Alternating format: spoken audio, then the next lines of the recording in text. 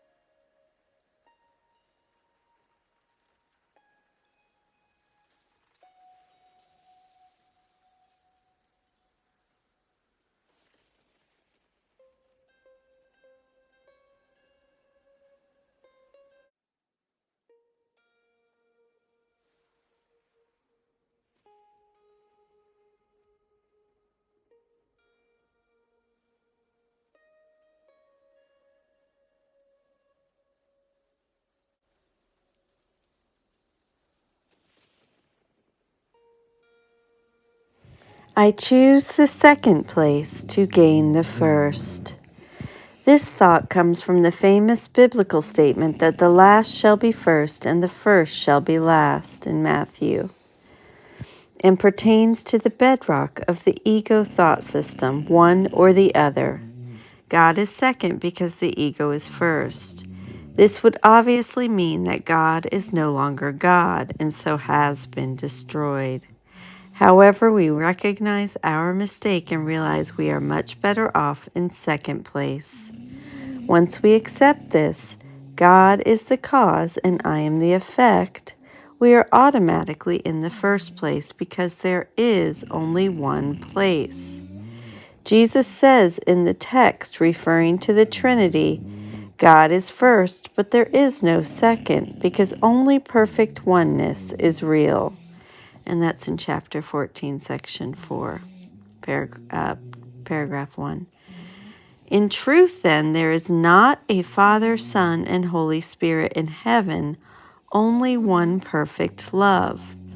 Moreover, the instant we choose the second place, letting go of the ego and choosing Jesus as our teacher, we realize there is only the unity of Father and Son. No competition, no battleground, no one and two, only one. We made up the dream of our lives and are grateful it has no effect or had no effect on reality. The effects of choosing to be number one are the unhappy results of the specialness that might make us right but never happy. When we choose to be in second place, we are in God's living oneness, where our will is one in God's living oneness, where our will is one with His. Our will is one with God's. To the ego, this means we are second best, but our right mind tells us this is truth's reflection. I choose the second place to gain the first. I choose the second place to gain the first. I love you. Thank you so much for joining with me. Have a beautiful day.